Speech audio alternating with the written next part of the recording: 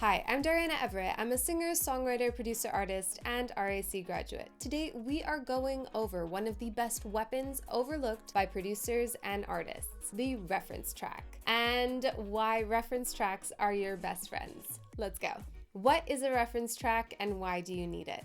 A reference track is arguably one of the most important tools for a sound engineer or producer. If you're a musician or have done some live shows, you might know this as a song or a few songs the live sound engineer uses to tune the room to how the song is supposed to sound, using a graphic EQ and some speakers, creating a flat response in the room so that the music comes out clearly. In producing, it's almost the same concept, but instead of a room, you have your song. I would say it is vital because it gives a framework of having a model of success for sonics of your song and sound. How to use a reference track while writing/producing. You can have a reference track for almost anything. As an audio producer, you will want to familiarize yourself with how each part of the frequency spectrum sounds. Sound Gym is a wonderfully fun tool for that. You not only work out your brain by learning the different frequency bands in the frequency spectrum, but it's also lots of fun and kind of addictive, so it's fun games. And it's really a great tool, amazing tool for engineers and learning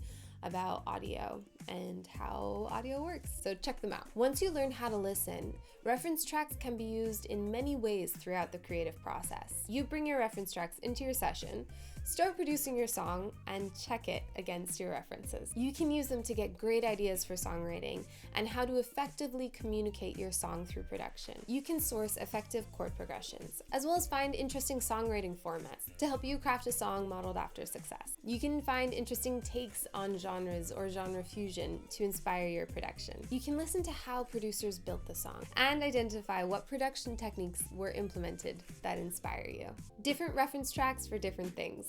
So it's fun to think of how all of the different ways music influences you, especially when you're creating music. It's wonderful to enrich yourself with so many different influences and be able to listen and discern what's going on in each of them. You can have multiple reference tracks for different components in your song. You can have one to model your mix after, listening for comparable frequencies and placement. You can have one to model your instrument parts after, listening to progressions, instrument types, where in the frequency spectrum they sit, and how they carry the composition. You can have a reference for cool production ideas. So cool transitions, interesting break structures, audio manipulation, and all sorts of fun things. You can have a reference track for tone. So listening and researching effects, effects chains, and what inspires the overall creative tone. So yeah, what are your best reference tracks? What do you listen to? What do you like? Who is inspiring you now? And what can you learn from? Each decade had different ways of treating music. So it's really fun to go and listen when you sound gymmed your ears and able to discern, hey, what are the effects used there? Learn that. Inspire yourself. See how you can model it. And then it's the fun of listening and researching what influences the overall creative tone. We have so many different models of success that we can follow. Success leaves clues, so why not use them around us? It's a great weapon. Huzzah!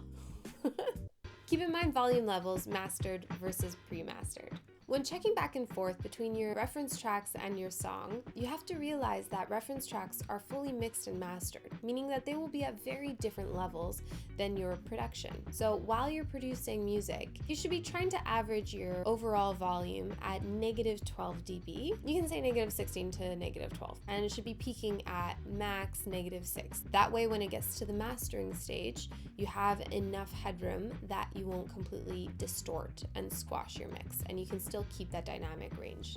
That is nice in a song. You'll want to put them on a comparable volume level so you can test your mix against whatever you're listening to in your reference track. You will also want to bypass any processing you have on your master track when listening to the reference. You can set up a shortcut, often through your MIDI mapping, to go back and forth between the different settings easily. How to set this up will vary from DAW to DAW, but you can look up how to MIDI map in this DAW, and then how to set up a reference track in your session in this DAW. So I hope this video helped you realize what a cool secret weapon you have in your Spotify. So get inspired, listen to music. That's a wonderful legacy that music leaves, is that all of the music that's out there not all, but a good amount of the music that's out there is a wonderful model of success. Each song can be a map for you creating the coolest song possible. So get to it, find your mapping, and I hope reference tracks become your best friend. I'll see you in the next video. Bye!